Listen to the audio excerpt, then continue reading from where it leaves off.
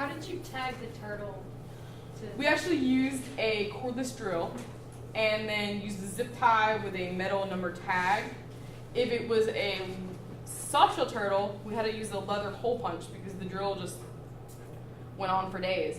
And then the Sternopterus odoratus, they were so tiny that even like the smallest little drill, you couldn't fit the little zip tie. So we started notching the marginal scutes. Yeah.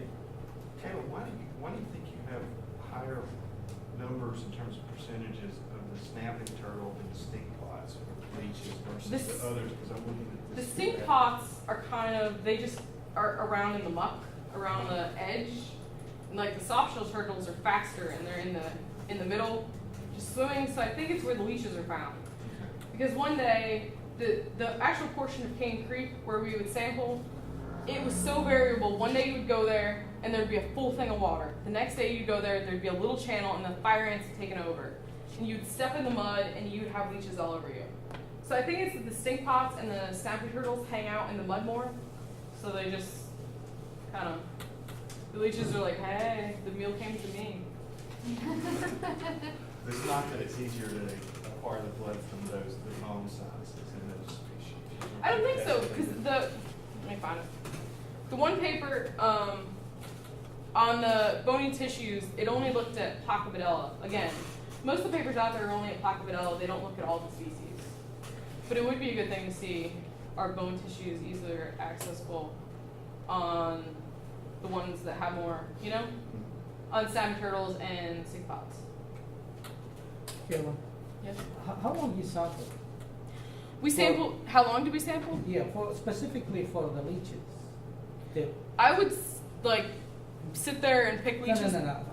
How often, for how long period you went and sampled Oh. to see if there is a leeches exist on the turtle? We went from, let me see, May 2008 to October 2008, and then we picked up again May 2009 to June 2009. So we didn't go over a whole year. Okay, but that's fine. So every time you sample that, it's a set of data, set of data, set of data. Mhm. Consider the time different. Have you considered the environmental factor or water quality influence on the turtle infestation? Usually, when, say, the water quality was really bad, well, not water, the water quality was really bad. When the algal blooms were really bad, say in the summer, we would have a big storm and the algal blooms would be crazy. You couldn't even catch turtles at the times. No, for that day, for Mhm. instance, you went and you see the algae bloom is different. You or- want to see if it's like variable among the No, months? just wait, let me answer my question. When you went and you sampled for the turtle and you went to determine the leeches on this, Mhm.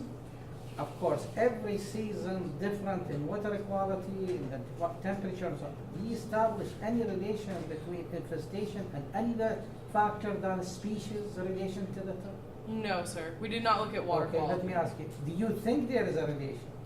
I don't think so. Literature said so or you said so? None of the literature reviews says, none of them have taken water quality. They've just looked at the sex of the turtle, the size of the turtle, if there's clusters of leeches or if there's one individual leech, but they haven't taken So, into to account my water information, quality. there is no influence of season on infestation in this. So in spring and the fall, the leeches with the same. Yes. Same. Okay. And also, part of the problem is you can't catch all year round because the turtles, go deep down, so they're just not active during the winter months. Thank you. Yeah.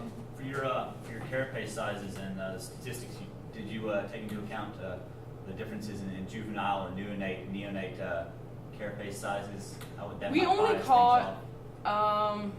maybe 2 juvenile Trichomys scripta, so we still lumped them in there as because they were still part of the population, but we didn't catch many juveniles of any other species. So almost everything was an adult. Almost everything was an adult. I mean, all the Sternopterus odoratus, if you look at the deviation, it's like 0.1 centimeters. I mean, they're all about the same size. We only caught, I think, about 2 juvenile Trichomys scripta that were like this big, whereas the adults were like that. But we still included them in our data. So do you think this is an older community, turtle community? I think it is an or older younger? community. don't know where they're actually nesting. That could be a future research. Somebody could do their work to see where they're actually nesting at the site. I'm just wondering if this is like such a great place for these turtles to hang out that, great basking, sure as much fish in there Well, they stock it. for them, yeah. So Because they great. would come around and go, "You're not catching our fish, are you?" So it's like a turtle retirement They- home, so. They stock these They- golf course. Yeah, they stock the fish. But if you got this community of turtles that hang out there and they stay there, and well, maybe the leeches figure out too, hey, this is where all the turtles hang out. And if it's an older community, maybe that's why you're seeing higher leech. Everybody's coming here because that's where the resources are. Mhm. Versus maybe in the wild, so to speak, the turtles are moving around more, looking for more food. Maybe there's not as many leeches as well, Well, possibly. 'cause my undergraduate research worked with snapping turtles. We caught snapping turtles, and again, there were about 10 species of leech on these snapping turtles.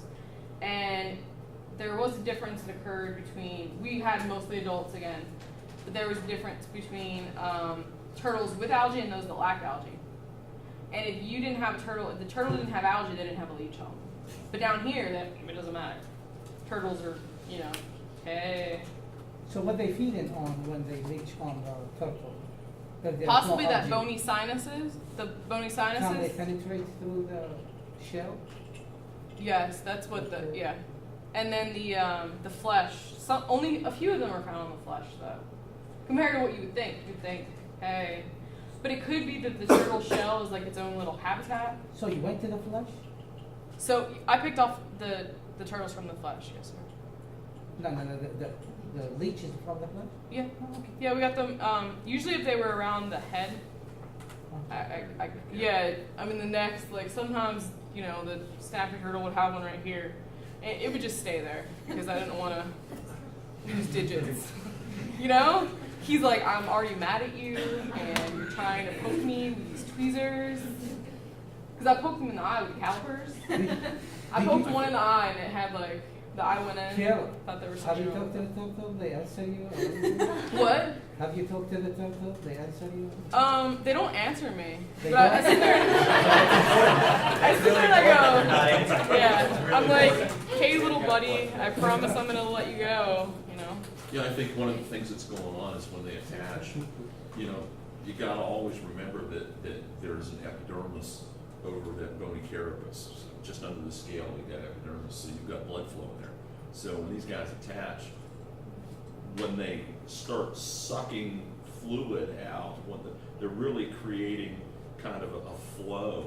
And I think when they attach over where these bony sinuses are, what in fact you're doing is you're creating flow from those sinuses directly in. It's not like they burrow through the bone. Oh, okay. So they're creating flow through the capillaries Yeah, I and guess- draws it out. Ideally, the paper that I'm referencing with the bony sinuses, they had like nice, clean turtles without algae. These ones look like I found tadpoles on the one in the algae. They just, Yeah. they're not clean, so you're supposed to be able to see, like, when you pluck the leech off, that the bony sinuses, like, come back up. The liquid from there, you can't see any of that, because the turtles are so gross. They're smelly and wonderful, and I love them, but, so, is there any other? Anything else? Well, I guess we have one last thing to do. And that is, I was poring over whether I was going to do this earlier or later, but we'll capture it in video. And that is, Dr. Romano and I were looking around for various things and contemplating what we ought to do about, graduating students. And we found something that would be, in fact, appropriate for you. Oh my God. It's a copy of Attack of the Giant Leeches. We thought that you would appreciate that in your study process. Thank you very much. Hilarious. So, sometime between now and granulation, we might want to have a little get-together. And Yeah. maybe go downstairs and project it on the big Popcorn. screen. Oh my gosh. I can just imagine this is going to be up there with like Evil Dead. No, the scary part is some of us have actually already seen this. Oh, I guess sorry. you got through like Plan 9 from outer space. Right? Some of us also have copies of it. Oh man, do you have a poster going on though? Dr. Mine? You know, I've seen Evil Dead posters before. Not good. My daughter gave it to me. All right, thank you for attending. Thank you very much. Take cookies. Cookies. Cookies.